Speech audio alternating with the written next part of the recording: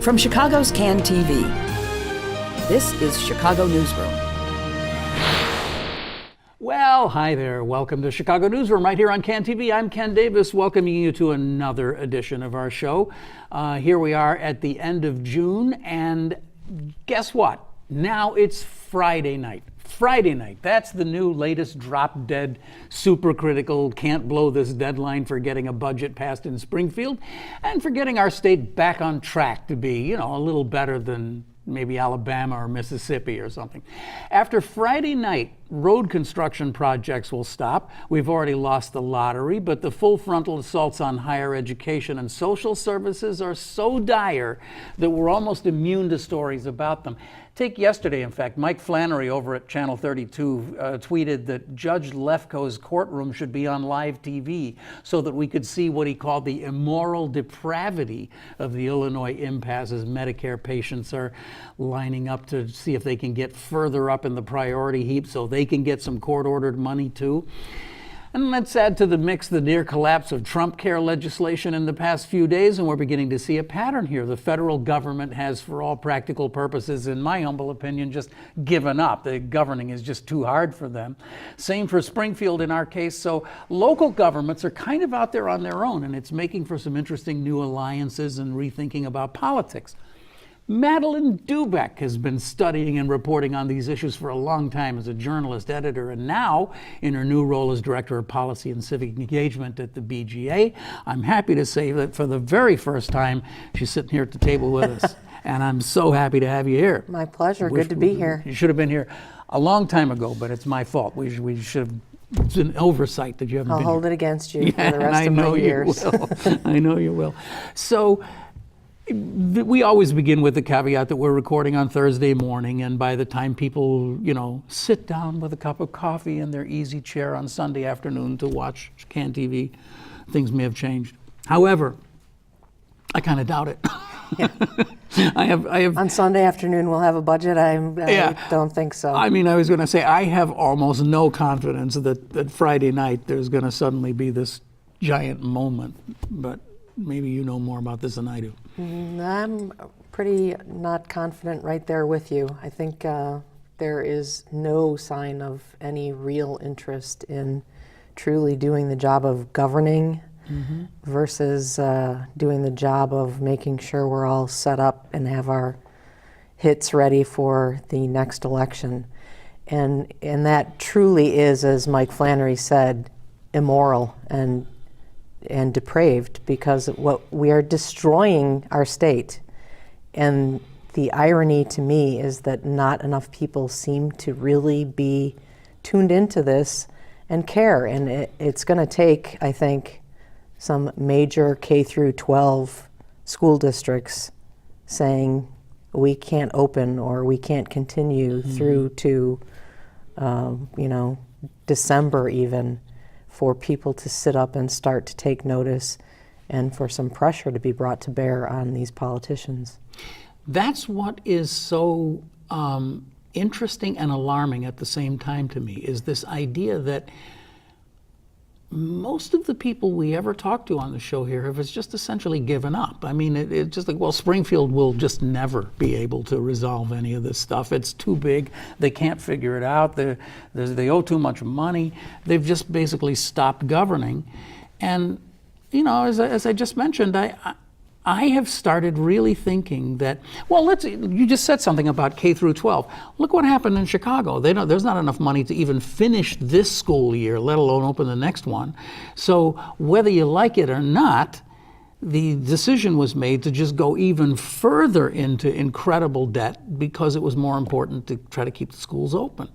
But since where's the outrage about that? Because it's costing $70,000 a day. A day. And every citizen in the city of Chicago is paying that penalty. This is a payday loan with a $70,000 a day penalty. Right. And I don't hear people up in arms about that. I think that those of us who pay attention constantly to politics and government are astounded by it that it's gotten to this point, and it will get worse if we don't have a budget because, after the holiday, the credit rating agencies will have a field day with Illinois, and we're going to get to the point where some universities could be in truly dire situations. Well, I mean, this is the biggest problem that I face sitting here doing this every week, is that there just doesn't seem to be rhetoric that matches the advancing terribleness of the situation. Yeah. You know what I mean? It's like, look at universities. Every single one of them is just about this close to collapsing. Don't we care? Don't we care about higher education? I don't understand how we can all sit back and let this happen, and why we're not to the point, frankly, where we're marching with torches on our state capitol. Torches and pitchforks, yeah. We're destroying the communities that are built up and exist around these smaller regional universities in our state. Eastern Illinois University, my alma mater, Southern Illinois University. I'm Northeastern, so Northeastern, Northern, Western. They've already had to lay off hundreds of employees. We're destroying all the businesses that are created as a result of those universities being there. We're telling our children to leave and don't come back and go to college somewhere else. Why would you do that? It makes no sense whatsoever. And then we're, not to mention the social safety net that has gaping holes in it at this point and is barely being pieced together. And just to finish another thought, as you say, we're telling our own children to leave the state because we don't know that their university will be solvent by the time they're a sophomore. But also, we're telling kids from other states don't even think about coming here. Right. I mean, not only can't we guarantee you that you'll get an education, but we have no idea what's going to happen after you leave. One of the great things about that system was that it shoveled young people into our area, certainly, and then some of them stayed and some of them helped build our city. Right. I'm flummoxed by it. I really am. And we haven't even mentioned the moral outrage of all the people that I would say a state government has a moral and ethical mandate to help because they are people who have issues or difficulties that require some kind of intervention from the state. Absolutely. And we just said no more. We're not doing that now. Yeah, I mean it makes no sense. We're not helping. We're not offering counseling for rape victims. We're not taking care of funding some breast examinations for women. The entire Medicare system is fighting for dollars and cents. We have nearly $15 billion in unpaid bills, which is almost half. It's about 40% of what the state typically spends in a year. And those are bills and money owed to people who have already done work for the state of Illinois. Yeah. So it would and take provided services, and they're having to wait months to have a chance to be paid. So if the state got a budget, what I think you're saying is that they could theoretically spend the first half of the year just paying bills before they even got around to starting to spend money. It wouldn't happen that way, No, of but course not. But I mean, yes, that's no, conceivably of course it would not, right. So I mean, if you are a dentist or a bricklayer or something who's done work for the state of Illinois, you got to be really wondering at this point why you ever got into a relationship with this deadbeat. And if you're in the road construction industry, this is the time of year when you do your work and you make money. That's right. And that's all about to be shut off. And those of us who, have to drive to get around are going to deal, I guess, with construction cones up everywhere. Yeah. It's the old, cliche the cones are all up, but nobody's out there doing any work, right? Well, now they're really not going to be doing any work. All right, so we didn't invite you here today to just sit and whine about this. we asked you here because you are an experienced, wise voice who has offered us your suggestions and your guidance through the years. What the hell is going on here, as Trump would say? Well, I mean, it's... what can be done? What's going on is politics, and the most epic game of chicken anybody's ever witnessed, I think, probably in the nation, between Governor Rauner and House Speaker Michael Madigan. And they're all about preserving their power and getting through the next election. At one point earlier this year, Senate President John Cullerton spoke to the City Club of Chicago and pointed out that if we, the universal we, wait until after the 2018 election to do a budget in the state of Illinois, by then we'll have $24 billion in unpaid bills. It doesn't make any sense. Yeah. I think if you and I were sitting in the governor's office around a table right now trying to hammer out a budget, we could probably have it done in a couple of hours with the help of some terrific staff members. Technical people who understand how to do budgets. Exactly. Right. And I think that it could be done in this case, but there simply is not the will, and we're in a situation where, you know, Governor Rauner, from his perspective, is trying to keep every bit of leverage he thinks he has, which is why you see him, for instance, this week not wanting to cut a deal with the mayor over the Thompson Center. And the building that would replace it wasn't going to be big enough. Wasn't going to be big enough, but really I think what that was all about is, I can't cut a side deal with you on that now because I need that for leverage, because I need you, Mayor Emanuel, to be putting pressure on the Speaker and the Senate President to give me something I can go run for re-election on. Okay, so let's see if we can unpack it this way. I will tell you that I can at least understand the side of it that's the Madigan side. I mean, not necessarily whether you support it or not. I can at least understand that this is a guy who has spent his entire life amassing a fortune of power and has run the state pretty much for generations and is not interested in having it be any other way. And he's going to dig in his heels until he gets rid of this pesky little, I've seen governors come, I've seen governors go, and you're going to go too, and I'll still be here, you know, that kind of attitude. So I'll set that one aside for a moment. What I do not understand is a guy who comes into office with basically no political power, no political history, and starts acting like he has it and has an agenda that's, I've got to say, a little difficult to understand. I mean, is a property tax freeze the hill you want to die on if you're the governor of a state when you don't get any of that money anyway? It may be the hill you want to die on, even though the state doesn't get that money, because you think that it's going to be the thing that may help you have a shot at re-election at this point. And that would be how? And you know, I live in the suburbs.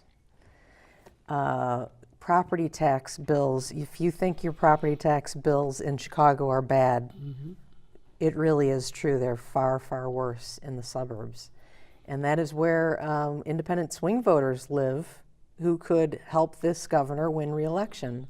And so he thinks that that is his populist key to running. But those taxes of which you speak in the suburbs are largely as high as they are because the citizens of those suburbs decided a long time ago that they wanted to have a decent education system and they were willing to pay for it, right? So there's the long-standing issue of the fact that the state has never been a player in education, right, to speak of. It has always handed it off to the municipalities, and so wealthier municipalities or more well-off municipalities spend a lot of tax money to build their schools. But I don't see the outrage from those taxpayers being directed at their school districts. Or, well, I mean, that's those a whole arguments nother too. matter, yeah. Right, Right. There's that too. But if you live in Morton Grove or something, being angry with Morton Grove because Morton Grove, they're just the first name that came into my Sure. mind. I don't know if these are even issues there, but if you're angry with your municipality because you don't like how much taxes you're paying because the schools are getting too much money, that's the wrong people to be angry at. What you should be angry at is that our state is 49th or whatever it is in Funding subsidized funds, right? So Absolutely. So in a sense, our local municipalities are being heroes by saying, no, we're going to bite the bullet here and do it. Now, as I say, Local school districts. I understand local school districts. Right. Every one of them is a different story, and some of them probably are not very well run and spend a lot more money than they should, and blah blah blah. Exactly. But to me, those issues are minor at this point when you consider the overall meltdown that we're living in. That's true, but for whatever reason, the governor has decided that this is the thing. Out of all those 30-some items on his turnaround agenda, this and workers' compensation are the two things that he feels like he has to have. And just forgive me for singling him out this way, but neither of those make any sense to me. I mean, I guess I can see maybe that there's some politics that he needs to get reelected, and he thinks maybe if he can say, I'm the guy who held the line on your taxes. But workers' compensation, how in the world does that, even if he got everything he wanted, how does that make our state a better state? How does it help? Well, one of his other constituencies is the business community, and so I think that he feels like he has to be able to go to them and say, I got something for you that you have been concerned about and complaining about for years, and it is true that Illinois' rates are much higher than surrounding states. And so that is, at some point, maybe 2 years ago, that was more of a legitimate issue than it is now, right? But now we're to the point where, really, the house is burning and you're worried about right. something Don't going on trample over the flowers. Exactly. Or something. Yeah. And so. Because going back to, I think you greatly overestimate my abilities, but I appreciate the fact that you think that the two of us could sit down and reasonably hammer out a budget. But, yes, I think that would be the same thing. It would be like, yeah, maybe this is true. Maybe this is. I don't know. We'll take a look at it, and maybe we can come up with some legislation. We can ease because we don't want businesses being burdened any more than anybody else. So, yeah, we can work that out. But right now, how about we make sure the school's open? Right. How about we make sure that people on Medicaid get their... Here's what the governor ought to be able to go say to the business community. I got a budget done. Mm-hmm. Now we know, at least for the next year, what taxes are going to look like. So maybe you have a little more stability than you've had for the past 2 years. And maybe we can start chipping away at all this debt and get to a point where, you can feel like you could create a new job or two, Mr. Businessman. And invite your children to come home from Ohio State or wherever they went to college and start their families here. Right. Maybe they want to come back, yeah. Do you actually think that we're at a point where neither Rauner or Madigan actually really want a budget? Yes. That's extraordinary. That is exactly where we are at.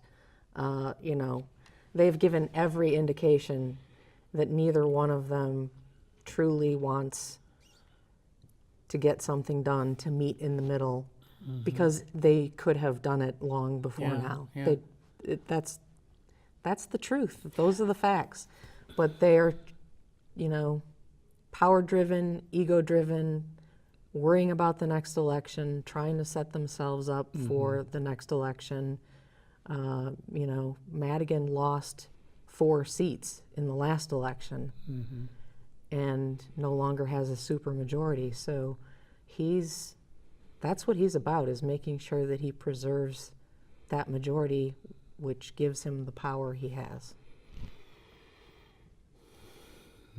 And so now we have a situation. This is grim. It's very grim. Now we have a situation where the Governor Rauner is running against Speaker Madigan and sending out mailers and probably doing robocalls and running ads, trying to bring down Speaker Madigan. But we have a situation in the state of Illinois where now we have a clone of Speaker Madigan, and his name is Governor Rauner, because no one in the Republican Party who might need some help from the governor financially for their next election is willing to defy the governor and maybe go along and truly try to find a compromise with the Democrats. One of the questions I've wanted to ask you for so long is an assumption that I've made many times, and I'd like to just sort of fact check it. Does Bruce Rauner prove the theorem that someone who's successful at making money is not necessarily just ipso facto a good leader of government? Isn't it true that the world of the private sector and the world of government are about as different as two animals can be, and transplanting somebody from one into the other doesn't work? Or I shouldn't say doesn't work, but it's difficult. I think it's absolutely true that government is not the same as a private business. They are very different, and time again we've seen successful businessmen run for office, get into government, and think that they can somehow snap their fingers, order it so, and fix everything. And we've now seen in Illinois and at the national level that it's not quite that simple. I would disagree, however, that it's impossible for a business person to run for office, go in and get some things done and succeed. I just think that we have two poster boys, if you will, of how not to do that. I think in the case of Governor Rauner, he took it several steps too far by coming right out of his inauguration remarks and taking off around the state, trashing labor and trying to take some steps to curb labor power in the state of Illinois that just were never really going to fly. And in the process, he destroyed any sort of goodwill or trust that he may have been able to achieve with his Democratic opponents, when he should have known that he was going to need them at some point in order to succeed.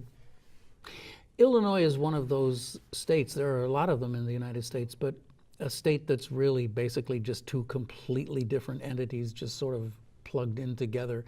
And we seem to have gotten through our first, whatever it is, 150 years without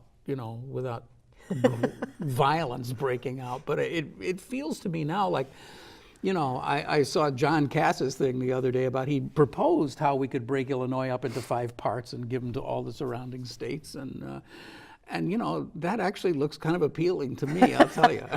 Because, we just, what does Chicago have in common with most of Illinois? And I say that not in a condescending way. Our needs are just so completely different.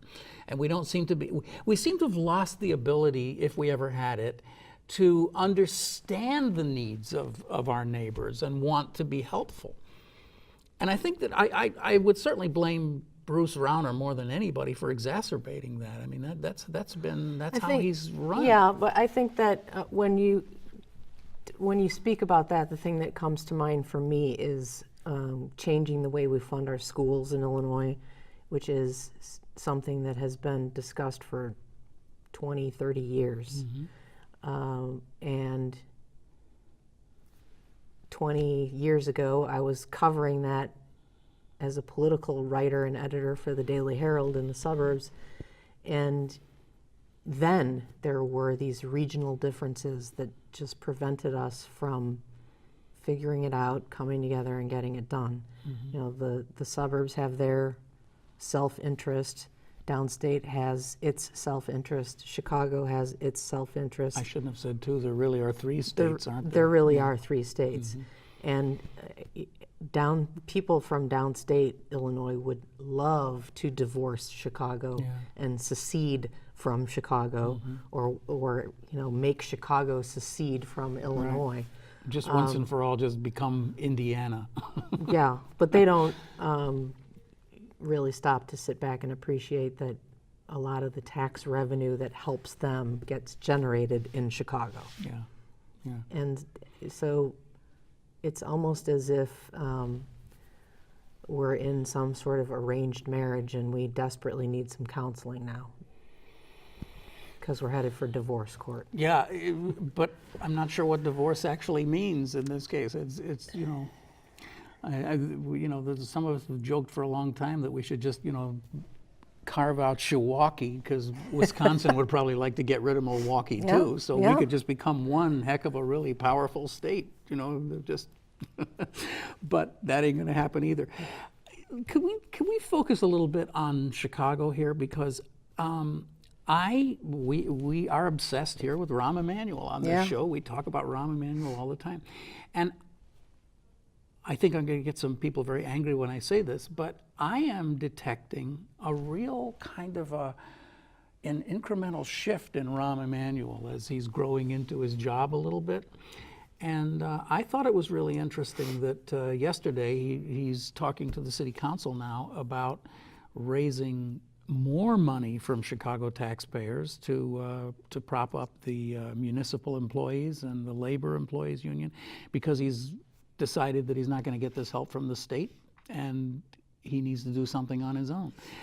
I just find it more and more interesting to see mayors, and the big mayors are all doing this, saying, we don't care if you pull out of the Paris Climate Agreement, because as far as we're concerned, we're still in it.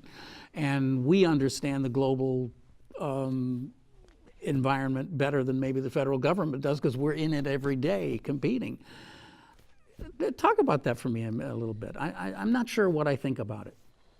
Well, and I'm not sure whether I think that this isn't a little bit more posturing on the part of Rahm Emanuel, and whether he's really willing to pull the trigger on that plan, because he may face a bit of revolt if he actually tries to follow through on that one. You mean the pension thing? The pension thing. And that is, to me, one of the more ridiculous ironies that is playing out here, because Rahm Emanuel and Bruce Rauner probably agree on 95% of what needs to be, that the pension funds in our state and cities are in tremendously dire straits, and something needs to be done about them. Rahm Emanuel did, as what many might say is the best thing he could have done, to try to come up with some sort of a situation where taxpayers are putting in more money, employees are putting in more money, and yet Bruce Rauner won't do what he needs to do to help that get done. Again, I think because he just needs that leverage to try to put pressure on Madigan and Cullerton to get something done in Springfield. So you think it's insincere? I just think that there will be some fallout if he follows through on it, and I'm not sure he's, I think he's floating some, I think he's venting a little frustration maybe. And I don't know that he's to the point yet where he thinks that he has to truly act on his own, because Rauner's never going to help him. But maybe, I'm wrong before. I could be wrong on this one. Careers have been lost trying to predict this thing.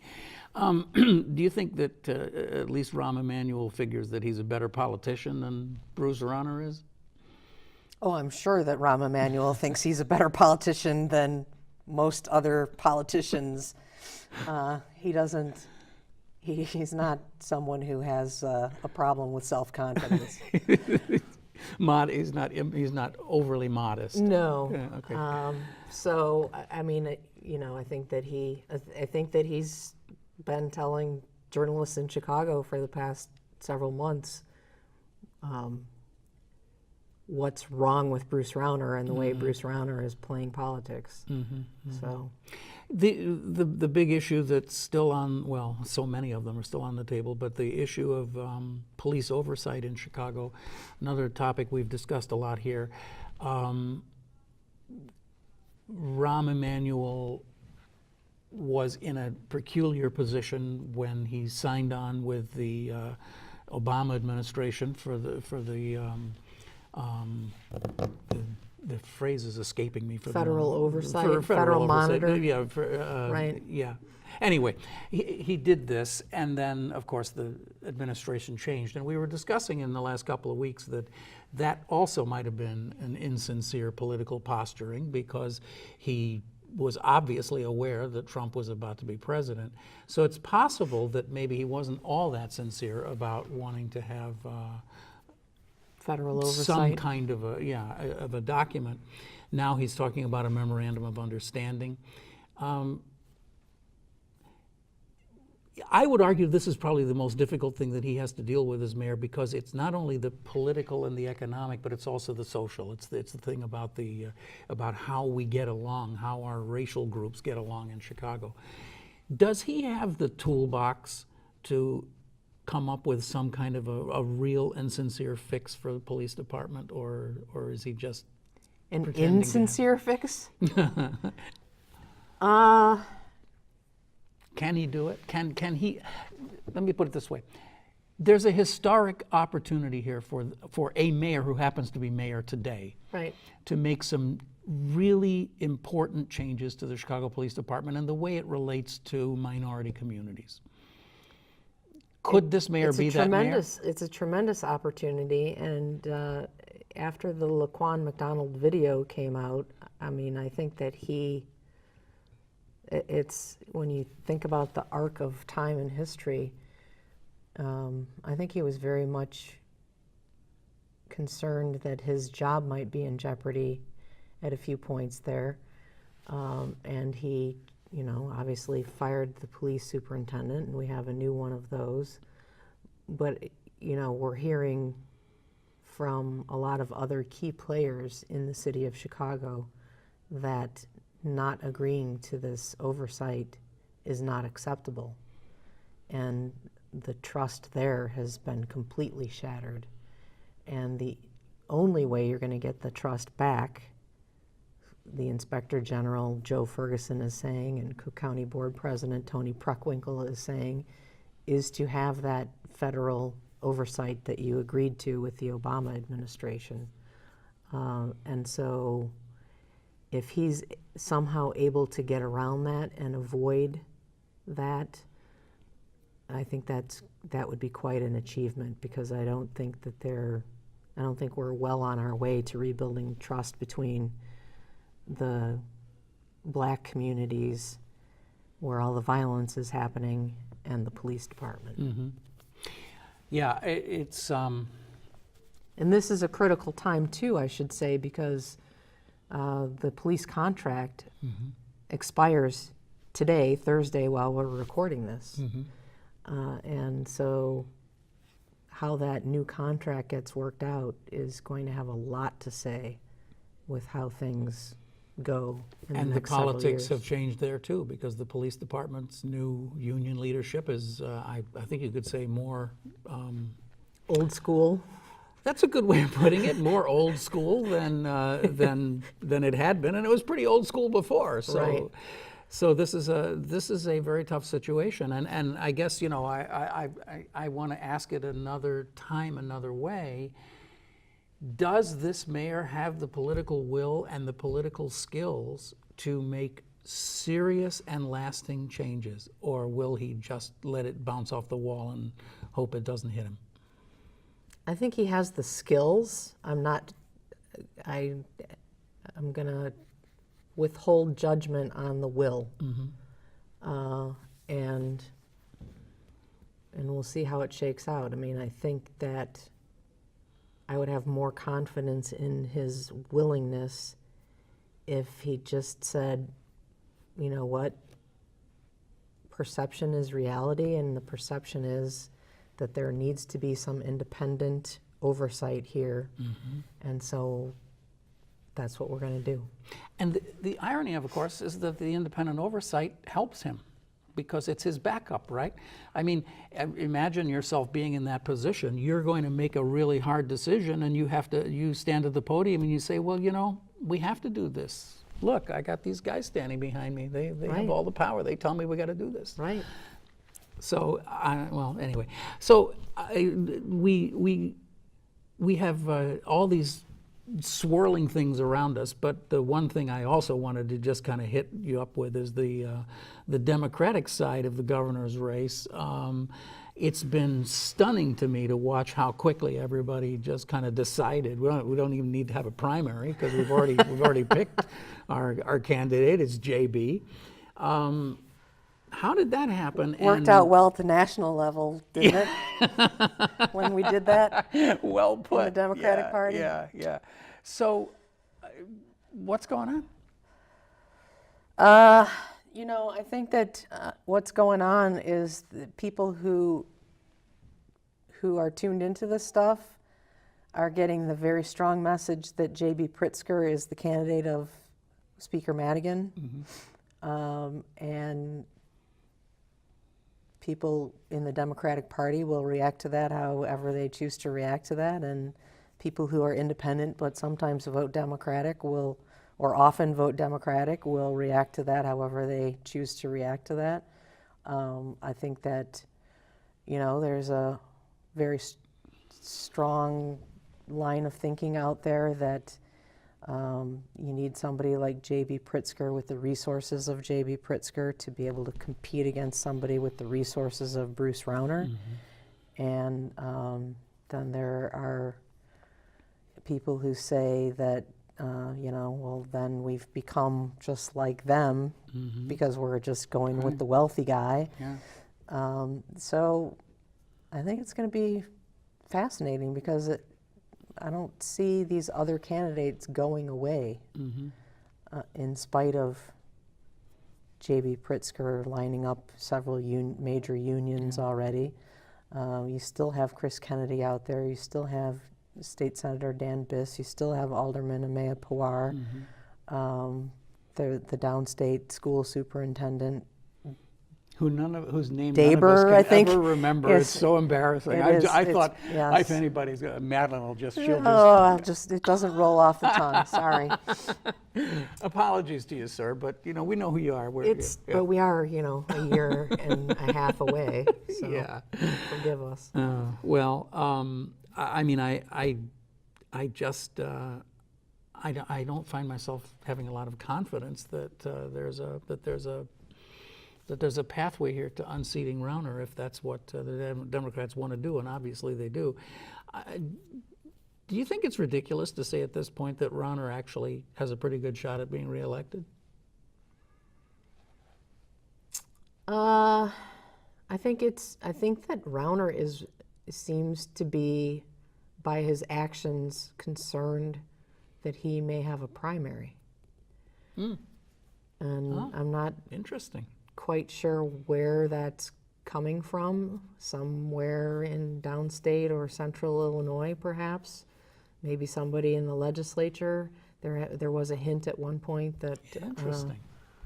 One of the state senators from around the Springfield area kind of hinted at that, who's got some union support. Might try something, and so I think Rauner is aware of that and concerned about it, or at least is being a little bit cautious because of it. I think you have to say that it's going to be an uphill battle for an incumbent Republican governor, however, to make the case that he has led with distinction, achieved much when he hasn't been able to get a budget done Right. in going on, Which going I think into is, a third I think year. when you get to, when you sit down at the desk for the first time and you open the drawer and your little message is there, I think it says, first, do a budget. Budget first. Right, yeah, get yourself Everything a budget. else is second. Because the budget is what decides what your administration is going to be. And if it's budget-free, well, then it's pretty much issues-free, too. That's really interesting about a possible challenge from Illinois. That would, You know, from if you Central think Illinois. back to Governor Edgar, he had a primary challenge there from somebody to the right of him, I forgot that. That's right. Steve Baer. Yeah. I remember his name. Yeah, right. And he got a third of the vote, if I recall correctly, in the Republican primary. And Bruce Rauner won a contested Republican primary. You know, nobody expected that to happen. So yeah. I think that he has that memory in his mind, and he bears the scars from that. So why would Bruce Rauner want to even run for re-election? I mean, why would he want this job? That's a great question, Well, Ken. I mean, seriously, I'm just trying Why to would anyone imagine- want this job? Why would anyone? But in particular, a guy who has, you know, however many residences he has, and he has all the resources and personal wealth that one man could ever want to accumulate. Why not just go sailing in the Caribbean or something and just get the heck out of here? Why would you want to do it a second time? You know, if it were me, I would be sailing in the Caribbean. I will confess. There's something, you know, there's something that drives people to want to, you know, I've done this, I've accomplished that, I have more money than I know what to do with. Right. So now I'm going to go fix Illinois. So now I'm going to try to, you know, stop in his mind the evil that is the corrupt democratic politics that has ruled this state like a dictatorship for almost 40 years in the case of Speaker Madigan. Lifetime, yeah. All right. Well, we have to pull this together at some point and just say we haven't resolved anything here, but we have illuminated even more. But you of the and problems. I, if we were in charge, But if we sat could down, get it done. Madeleine, There's I no am question. completely convinced. Just one conference room, a ring of important advisors standing around us, and you just say, what would that do? What would be the impact of that? And they say $64 billion. Okay, good. Let's make it 61 billion. Yeah, 2 hours tops. Yep, no question. So, are you liking being at the BGA? Loving it. It's Yeah. been a great deal of fun. Wonderful, passionate people. Some terrific journalists who are digging in, and we're, you know, trying to make a difference and trying to do as many different things as we can to help people understand that this is our government. We own it. We need to be more invested in it and understand these problems that we're all facing. We're all paying for these problems. And so let's start fixing it and making sure that our governments are working better for us, that they're more open and transparent. And so we're going to have some fun going after that and trying to do what we can to make our world a little bit better place. Make our little corner of the world. Well, I've been watching you with interest for a lot of reasons, because you obviously come from a journalism background, and you tried for a while there to do Reboot Illinois, and I think my perception is that you ran into the buzzsaw that so many of us have run into, where at some point you have to figure out how you're going to fund it, and if you try to ask people to give you money for it, it gets really difficult. It's the dilemma that all of journalism faces. It absolutely is. And yeah. in so many ways, it's parallel to politics, because the answer to keeping good journalism going is get yourself a billionaire, right? I mean, isn't it? Look at the Washington Post. You know, DNA info. We need to clone Jeff Bezos. That's right, right. Or as just soon as possible. Well, he's got enough money. Maybe he could do it all. I don't know. But I do find that really interesting that. Journalism is still alive and very, very well in this country, but it seems to be that which is funded more from the wealthy families than from people forking over their $50. Right. And my wish would be that all of the people out there who are not happy with the way our politics and government is going would step back for 5 seconds and think about what it is that makes them understand and appreciate that their governments and our politics are not working. And it's good, fact-based journalism. Ain't it though? And people who are out there fighting for open government and transparent government.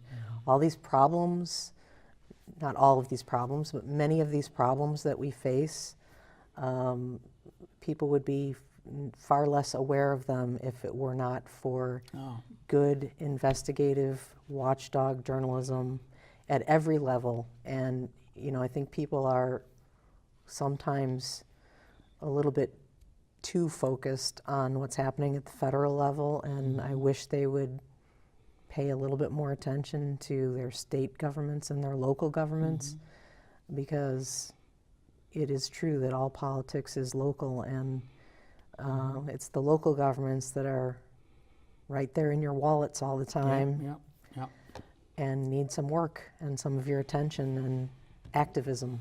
And we're actually finishing up this conversation on the day when Cook County's in court about that soda tax, a 67 cents extra tax on a 2-liter bottle. So time to give up the sugar. Yeah, that's true too. It's been a pleasure talking to you. Thanks for dropping by. I hope you'll do it more often from your perch at the BGA. Okay. My pleasure. All right. Thanks. Madeleine Doubek is with, as we said, the BGA Director of Policy and Community Civic Engagement. Sorry. That's all right. And just for 2 weeks, so I haven't had a chance to memorize that yet. And well, anyway, want to let you know that you're watching Chicago Newsroom. We're here every week right here on CAN TV. Next week, we're going to replay that thing with Jason Grotto talking about the assessor's office, because it was so good. I want you to see it again. And we'll be back in a couple of weeks with another discussion, this time about that whole thing we were talking about before, about Paris and green cities and where Chicago's at on that. Lots going on. Thanks for watching. Enjoy your 4th of July holiday if you celebrate 4th of July, and we'll be back next time. Don't forget you can watch us anytime by going to this address to see all of our shows in the past. Thanks. Bye.